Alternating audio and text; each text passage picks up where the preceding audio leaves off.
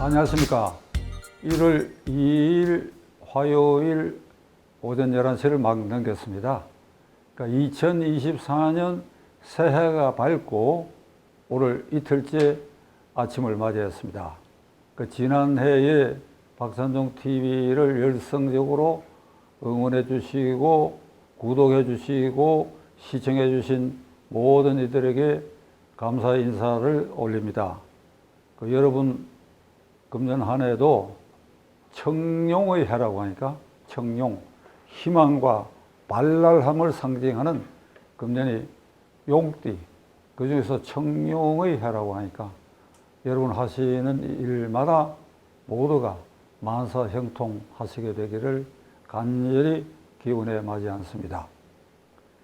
제가 이 자리에 오기 직전에 오늘 오전에 이재명 민주당 대표가 부산 가덕도 차량 주차장에서 피습을 당해가지고 지금 병원에 후송됐다는 뉴스를 접했습니다. 현재 뉴스상으로는 그 상처 정도가 어떤 것인지 판명 안 되나 중상은 아니듯 하다. 그러나 우리나라에는 정치 테러가 대단히 드문 나라입니다. 58년에 명동 시공간에서 당시 장면 부통령을 권총 저격한 것으로 장면 부통령이 생명의 위험을 받을 뻔했는데 오른손을 관통한 사건이 있었고, 그 다음에는 박근혜 대통령이 당대표 시절에 연세대학교 앞 집회 도중에 이 예리한 칼로 목을 상처를 입는 테러를 당한 일이 있는데, 이번에 이재명 대표의 이런 테러는 정치 선진국을 지향하는 나라에서는 용납할 수 없는 일이다. 이 대표가 무사하기를 빌고 그 범인에 대해서는 엄중히 수사하기를 수사당국에 촉구해 마지 않았습니다. 어제 1월 1일자로 전국의 주요 언론, 방송 등이 그 새해 국민 여론조사 한 것이 발표됐습니다. 그러니까 각 언론사마다 또 그것을 의뢰한 여론조사 기관마다 수치나 이 방향에 있어서 다르기도 하고 같기도 하고 하는 그런 현상인데, 우선 첫째로 중앙선관위에 등록되어 있는 100개가 넘는 여론조사 기관 중에 이렇게 많은 줄 몰랐습니다. 이번에 각 언론사가 의뢰해서 조사한 기관은 아마 그 중에 한 9개 정도. 평소에 신뢰가 있다고 인정되는 갤럽은 지난 대통령 선거 때도 소수점으로 1% 미만으로 대통령이 당락이 결정될 것이다. 윤석열 후보가 될 것이다. 그리고 4년 전 국회의원 선거 결과도 비교적, 정확치는 않지만 비교적 의석수를 마친 갤럽 여론조사 기관. 대체로 저는 그런 여론조사 기관의 그것도 수치를 믿는 게 아니라 추세를 믿는데, 제일 문제가 되는 것은 이번 9개 여론조사 기관도 ARS 조사가 병행됐다고 그러는 것 같아요. 갤럽만은 아마 직접 전화를 건 것 같은데, ARS 전화 여론조사 여러분들이 아마 전화를 받아보신 분들이 많으실 겁니다. 이게 처음에 기계에서 녹음된 게 나옵니다. 뭐 나이를 묻고 어디 살고 있느냐, 뭐 보수냐 진보냐 이런 건데, 저는 그거 응답하지 않습니다. 뚝뚝 끊어버립니다. 그 사람 목소리가 나는 것도 최근에는 끊어버리고 하는데, 이 ARS 조사를 절반 정도 기반으로 했다 그러면 그건 믿어서는 안 됩니다. 그게.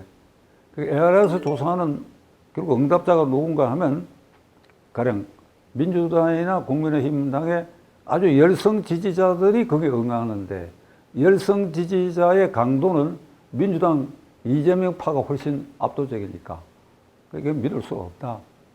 그러나 이번 1월 1일자 각종 여론조사 그 전체를 놓고 보면 그 추세는 대체로 감각적으로 이런 추세구나, 이런 거는 우리가 느낄 수 있습니다. 그 중에 첫째로 수도권에서 국민의힘당과 민주당이 오늘 현재의 지지율, 그러니까 서울, 경기, 인천, 여기에 대체로 서울, 인천은 국민의힘당이 좀 앞서는 것 같다. 그 수치는 별 의미가 없다고 제가 말씀드렸어요. 좀 앞서는 것 같다. 그 경기도는 민주당이 좀 앞서는 것 같다. 이런 추세가 대체로 나타나 있고, 그 다음에 이 당 대표 또는 대통령 후보 지지율을 물은 데 대해서 대체로 한동훈이 이재명을 조금 앞선다. 요런 추세가 지금 대체로 나와 있다. 이제 이렇게 되면 국민의힘당 입장에서는 이게 열심히 해볼만 하지요. 열심히 해볼만 하죠. 지금 수도권 121석 중에 민주당이 100석, 국민의힘당이 18석. 이건 4년 전 선거에 이건 너무 기울어진 게 틀림없어요. 그러니까 이번 여론조사로 봐서는 이게 어느 정도 이게 평형 쪽으로 올라가고 있다. 이제 이런 느낌이 들어갑니다. 그러니까 오늘 현재 장담할 수 없지요. 그러니까 제가 몇 차례 말씀드렸습니다만은 대통령 선거나 특히 국회의원 총선거의 그 운명을 가르는 것은 감각적으로 국민의힘당은 경상도 우위에 30%, 민주당은 전라도 우위에 30%, 여기 각각 분화된 고정표가 있어요. 그 중간 40%가 주로 수도권 등에 이게 몰려 있다고 봐야 되는데, 이 부동표 중에서 대량 기권을 합니다. 그 역대 국회의원 선거에 70%를 넘긴 걸 저는 잘 기억 못 하겠습니다. 대통령 선거에는 80% 대체로 넘어가는데 국회의원 선거는 60% 턱걸이 하는 경우가 많았습니다. 제가 수도권 선대위원장을 신한국당에서 맡았을 때 그때 전체 투표율이 60몇 %가 한 걸로 알고 있습니다. 그러니까 그걸 감안한다면 결국 중간 부동층 40%가 그중에 대량 기권해버리고, 그 투표하는 지극히 소수, 그게 뭐 몇 %라고 말할 수 없지만 요 사람들의 표심이 이쪽이냐 저쪽이냐, 요게 갈림길이. 그럼 지금 선거 투표율이 지금 100일 남았는데 100일까지 가는 동안에 여러 잠복된 이쪽 당 저쪽 당의 변수가 있고, 이쪽에 한동훈 지도자, 이쪽에 이재명 지도자의 그게 신상에 따르는 변수가 어떻게 작용하느냐. 그래서 결국 제 예측으로는 이번 수도권, 특히 서울의 경우에 49개 중에 국민의힘당이 달랑 9개인데 서울 시내의 경우에는 틀림없이 제 예측입니다. 해당 국회의원 선거구 유권자의 1% 내외에서 당락이 결정될 것이다. 예를 들면 서초 갑구를 예를 들면 제가 선거를 치렀던 경험이 있는데, 지금 인구 유동은 있지만 인구 총수는 거의 비슷한 것 같은데 유권자가 그 표본 지역이 15만 명입니다.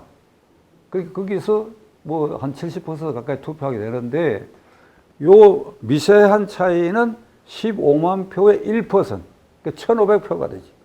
1,500표 내외에서 결정된다. 그 지난번 용산구에서 국민의힘당이 어렵게 당선됐는데 거기가 1% 미만이 뭐 200~300표인가 이런 차이로 된 일이 있습니다. 그러니까 지금 1월 1일자 각종 여론조사에 나와 있는 그 통계의 흐름을 추정할 때 이게 수도권, 서울, 그리고 인천, 그리고 나아가 이게 경기도까지로 1% 내외에 결정이 된다. 자, 그럼 국민의힘당 쪽 먼저 얘기를 하겠습니다. 이게 갓난아이 이렇게 다루듯이 얼음이 빙판이 녹을 때 살얼음판 걷듯이 이렇게 하지 않으면 이게 4월 10일 아침에 그 전날까지 무슨 일이 어떻게 일어나는지가 결정적으로 영향을 주게 될 것이다. 그 한동훈 위원장이 내건 것은 그가 비상대책위원장으로서 그가 해야 할 일을 그가 분명히 한 것은 정치판의 교체, 이어서 세대 교체, 대량 물갈이, 기득권 운동권 세력의 퇴출, 어마무시한 방향을 제시를 했어요. 민주당은 단합해서 나가자, 이재명 대표가. 그게 이제 비명계 이낙연 전 대표의 이제 이번 주 내에 탈당 신당설이 있으니까 그러지 말고 우리는 단합해서 나가자. 요런데, 제가 주목하는 것은 국민의힘당의 한동훈 위원장의 그 포부와 결단과 의지가 과연 어느 정도 통할 수 있겠느냐. 그러니까 정치교체, 세대교체, 운동권, 기득권 세력의 혁파, 그것이 국회라는 무대를 통해가 이루어지기 위해서는 결국 거기에 걸맞는 몰아낼 사람 몰아내고, 그리고 거기에 채울 사람이 그 취지에 맞는 사람이어야 된다. 그런데 몰아내는 데는 성공했으나 뒤에 채워진 것도 맨 같은 부류의 사람이다. 이렇게 되면 도루묵이 되어버리는 것이죠. 그러니까 민주당도 지금 이재명 대표가 저 자리를 지키고 있는 것의 그 힘의 동력은 공천권이 되기. 그러니까 이쪽도 공천권이 문제다. 공천권 행사를 어떻게 적절하게 하느냐. 어떻게 쫓아낼 사람 쫓아내고 새로운 사람을 어떻게 들이느냐. 이쪽은 이재명 대표가 얼음장을 놓고 일종의 협박을 하고 있어요. 내가 공천권 쥐고 있으니까 비명계 너희들 공천 탈락시킨다. 그래 제3당 만들어 봐라. 별 수 없다. 그게 공천권. 그러니까 이쪽도 공천권. 지금 국민의힘당은 경상도, 경상남북도, 울산시, 부산시의 강원도 일부, 태백산, 낙동강변에 거기에 지역구는 공천만 국민의힘당 이름으로 받으면 무조건 당선되는 지역입니다. 그 다음에 현재까지는 서울 강남 3구, 서초구, 송파구, 강남구. 요런 데는 지금 희망자가 공급 과잉 상태입니다. 요게 참 모두 제가 보기에 얄팍한 심리들인데, 그게 그냥 고개를 뒤밀고 지금 제 눈에는, 그리고 이 손끝과 가슴으로 전해오는 이 전류가 아마 굉장해요. 막 개미떼처럼 공천 줄 잡고 공천 규정이 어떻게 되느냐, 누가 힘을 쓰게 되느냐, 한동훈 위원장에게 줄 낼 수 없느냐, 용산은 어느 정도 관여하느냐 하는 게 막 그쪽은 이게 제가 보기에 이렇게 무슨 전자 이 동영상을 보는 듯이 그런 느낌이 있어요.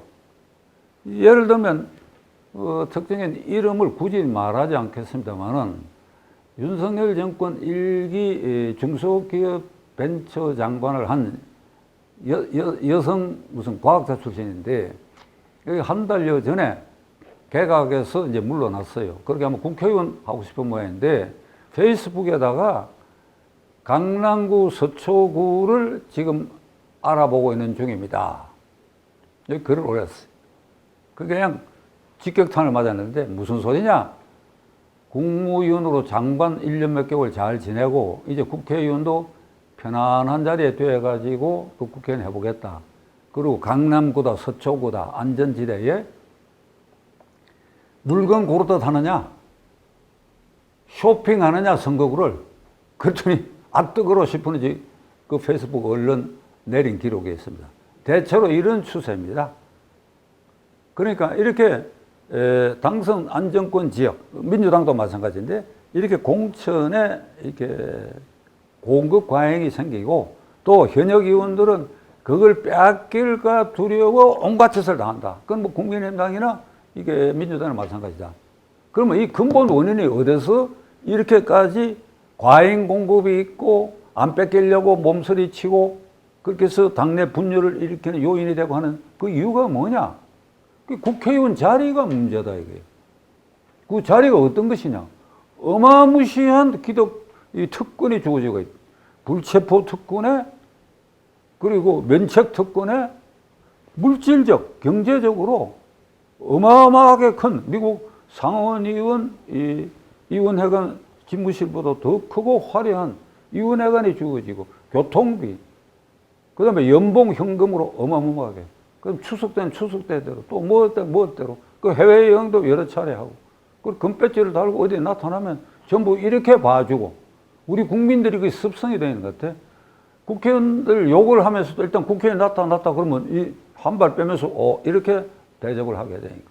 그러니까 4년 동안 행사하기 좋지요. 예를 들면 아까 예를 든 그 장관 지낸 사람의 경우에 이 국회의원 지금 장관 끝내고 국회의원 되면 그게 뭐 황금의 노른자입니다. 그게. 뭐 일단 국회의원 됐으니까 문책 당할 일도 없고, 그리고 소문난 날, 그리고 문제가 안 될 만한 뭐 후원금 같은 거 챙기기도 하고, 그러니까 빈자는 부자가 되고 부자는 붕 떠서 대우받는 이런 거니까 여야 모두가 현역 의원은 결사적으로 안 뺏기려고 그러고, 그게 그냥 머리를 들이미는 사람도 결사적으로 들이밀게 하고. 저는 한동훈 위원장이 날쌔고 날렵한 공격용 헬기에 비유했는데, 국회의원도 지역구는 하면 안 되고 비례대표도 끝번에서도 약간 뒤로 하라 이랬더니, 지금 그가 보이는 것은 제 의표를 찌를 정도로 앞서 나가고 잘하고 있어요.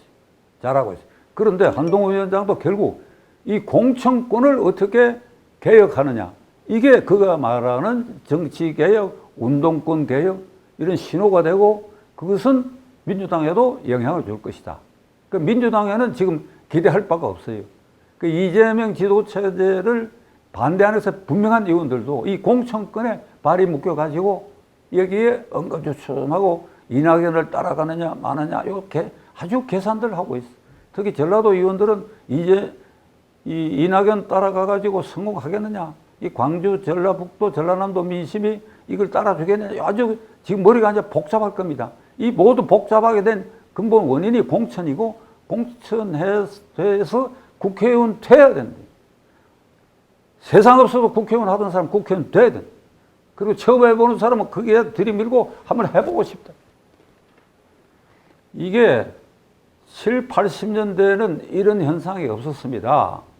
7, 80년대는 야당은 그게 뭐 당 총재, 뭐 우리가 알려진 대로 김영삼, 김대중, 뭐 김종필 이랬는데, 그 그때 야당은 해당 지역구에 이미 후보가 결정되어 있는 겁니다. 왜? 군사 정권과 싸우다 보니까 희생당하고 투옥되고 이게 뒷조사당하고 하니까 보통 사람은 그게 야당 의원 우세 지역에 나갈 생각을 안 하지요. 그건 이미 홍길동, 이길동 다 정해져 있는 겁니다. 그러니까 여당도 그때마다 별 특권이 없고, 이거 뭐 고분고분하게도 뭐 그렇고 하니까 지금처럼 여당에도 공급과잉 현상이 없었어요. 이게 언제부터 이렇게 됐냐. 6.29 이후에 13, 14대를 거치고, 제가 14대까지 했는데 15대 이후에 특권이 자꾸 누적된다고. 물질적, 경제적 특권, 그리고 면책 특권. 지금 야당은 이 면책 특권 뒤에 숨어가지고 가짜 뉴스를 계속 퍼뜨리고, 그리고 그거로 인해서 정치 후보도 잔뜩 들어오고, 이런 현상이 생기잖아요. 대표적으로 비례대표 출신 김의겸, 청담동 윤석열, 한동훈이 새벽까지 술 처먹었다 하는 가짜뉴스 퍼뜨리고 지금도 사고 안 해요. 그게 알려지고 난 다음에 김의겸 잘 싸운다 이래가 갑자기 비례대표 의원으로 매년 정치 후원금 한도가 안 차던데 갑자기 며칠 만에 찾았다. 이제 이런 현상이에요. 이렇게. 그러니까 이 국회의원을 반드시 해야 되겠다. 놓쳐서는 안 되겠다. 여기에 불출마를 카드로 이제 한동훈 위원장의 경우는 이게 이제 날렵한 공격 헬기로 무장해갖고 이제 달려들고 있어요. 저는 그게 유효한 결과를 생산해내야 되고, 아마도 상당 부분 해내지 않겠느냐. 이렇게 되면 민주당에도 자극을 주게 된다. 자, 오늘 이제 결론을 내리겠습니다. 금년은 어떻든 이 정치가 정상화돼야 되겠다. 그 막연하게 정치가 아니고 국회다. 국회가 정상화돼야 되겠다. 어떻게? 토론하고 타협하고 그리고 국회의원 개인들이 헌법 46조 누누이 제가 강조합니다만 국가이익을 우선하여 양심에 따라 직무를 하는 그런 국회의원들로 구성된, 그렇게 되면 국회가 정상화되면 한국 정치가 정상화되는 것이다. 93년에 삼성그룹의 이건희 회장이 파리에서 기자들하고 간담회를 하면서 한국 정치는 삼류라고 얘기한 일이 있습니다. 그 1류는 뭔지 잘 기억 못 하겠는데 2류가 기업이고 3류는 정치다. 그러니까 그때 등급이 1, 2, 3류만 있었는 이건희 회장 염두에 4, 5, 6까지 있었는지, 보통 우리는 1, 3, 5로 나가니까 5등급까지 있다고 친다면 모르겠으나 아마 3등급까지 1, 3으로 따진다면 이게 정치가 이게 꼴찌다 이렇게 되는 거지요. 김영삼 대통령 시절에 그 핵심부에서 대로 했다는 얘기에서 대로 뭐라? 이게 정치가 3류라고? 그런데 저는 1, 2, 3, 4, 5, 1, 3, 5 우리가 좋아하는 요 5등급으로 나눠 가지고 이게 우리 정치를 지금 평가한다면 2023년 12월 31일 어제 그저께 현재로 대한민국 정치는 3류가 아니라 5류다. 5류야, 5류. 더 이상 내려갈 수 없어, 더 이상. 그러니까 이 5류로 타락시킨 것은 해수로 따지면 재작년 8월 이재명 의원이 당대표가 된 이후에 이 국회 다수 의석을 그의 사법 리스크 방탄으로 이용하면서부터 이게 X판이 되어버린 거예요. 그러니까 이런 걸 우리가 생각했을 때 정치가 2류로는 5등급 중에 2류로는 끌어올려야 된다. 그럼 1류는 누구냐? 저는 1류는 역시 우리나라 기업이라고 생각합니다. 재벌을 포함해가 중소기업, 자영업자, 이 사람들이 지금 대한민국을 이끌고 있어. 이 사람들이 과거와 달리 국가가 경제에 간섭하지 않고 오히려 국가와 공권력, 그 다음에 야당 권력이 대기업, 중소기업이 나가는 길을 방해하고 있잖아요. 그런데도 대한민국이 지켜진다. 한반도를 연초에 어젠가 인공위성, 미국의 인공위성에서 야간에 찍은 사진이 어디 공개된 걸 봤는데 이게 휴전선 북부, 그러니까 김정은 지배 지역에는 평양의 불빛이 조금 깜박깜박하고 그다음에 뭐 함흥, 청진 쪽에 조금 있고 이런 정도고 뭐 전체가 98%가 삭감한데 이 휴전선 이남 대한민국 지역에서는 태백산, 줄기, 지리산 일부 빼고는 환해. 이게 이 국력의 이만큼 차이다. 이게 누가 만들었느냐? 국회와 정치인이고 대통령이냐? 아니죠. 이게 6.29 선언 이후 지난 30여 년 동안 이렇게 지금 굴러가는 것은 저는 기업이고 기업가 정신이라고 생각해요. 그러니까 이들을 가로막고 회방하고 뜯어먹는 게 이게 정치권이다. 이게 정치권들이다. 이게 기득권 세력이다. 이게 586 세력이다. 이게 무조건 국회의원 하겠다고 고개 들이미는 자들의 습성이 기업을 오히려 회방하다. 그런데도 이렇게 지켜지고 있다. 그 기업이 인류예요. 지금 정치는 5류라고 할 수밖에 없어요. 그러니까 이게 2류까지는 올라가야 되겠다. 그런 점에서 저는 이재명 대표의 목살이 잡힌 참 이 민주당 의원들, 뭐 제가 얘기해봐야 소용없을 것입니다. 그래, 당신들 길로 가라. 이게. 그래가지고 민주당은 제가 하나 예언을 하겠습니다. 4월 10일 선거에 이재명의 뜻대로 10년계 또 비명계 상당수 공천 받아가 국회의원이 됐다 치면 이 국회의 임기 개시가 6월 1일입니다. 4월 10일 선거가 5월 10일, 5월 말 6월 1일로 저는 알고 있어요. 이 2달 남짓 사이에 개원 때는 이재명을 거의 90% 이상은 떠나게 될 것이다.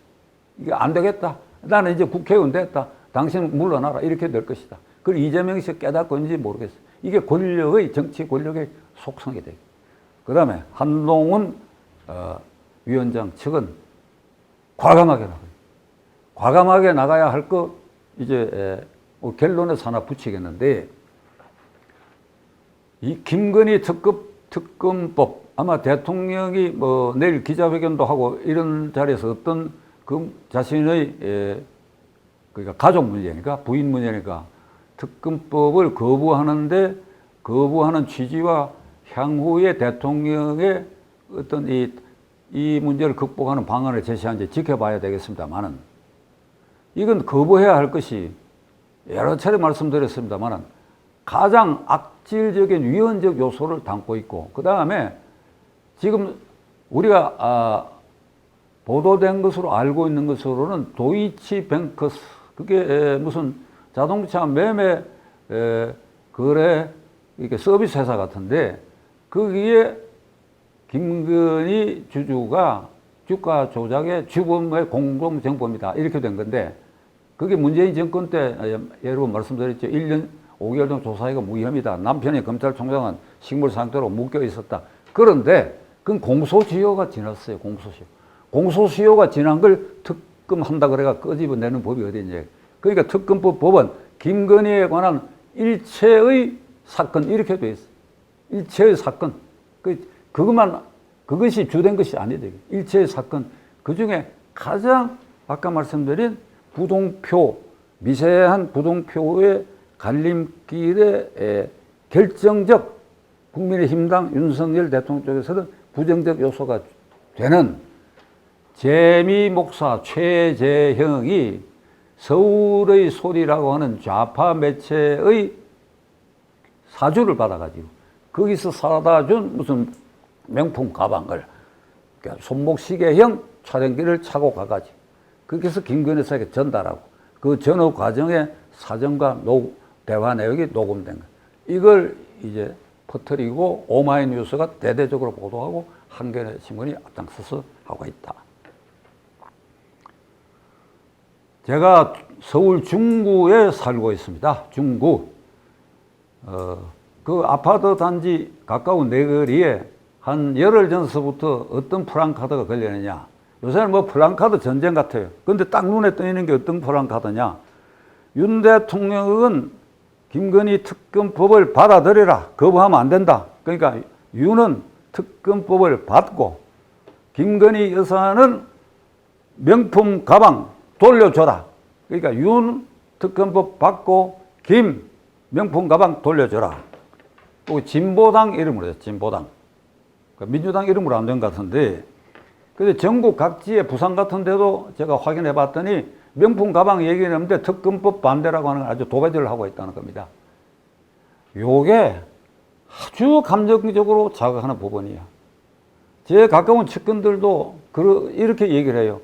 그게 국민을, 감정을 자극할 수밖에 없는 게 대통령 부인이 되고 나서, 도이치뱅크 사건은 대통령 부인 되기 전에, 대통령 부인이 되고 나서 영부인이 돼, 이른바.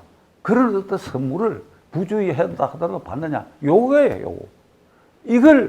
이 고리를 넘겨야 된다. 그러니까 요거를 윤석열 대통령의 입으로 또는 김건희 여사 입으로 든지 이걸 덮어놓고 지나갈 일이 절대로 아니다. 그러니까 오늘 결론이 길어졌는데 저는 한동훈 위원장이 이 문제 직언을 해야 돼요. 당신 생각한 대로, 그러니까 내 말을 못 믿으면 여론조사를 해가지고 내부로 조사를 해봐. 해가지고 요 가방 몰카 사건, 이거 당신이 극복해야 된다. 당신이 용산에 대통령에게 직언해야 된다. 그래야 국민의힘당이 여러 과제가 성공하게 되는 아주 단초가 될 것이다. 이상 결론 내렸습니다. 끝까지 시청해 주셔서 감사합니다.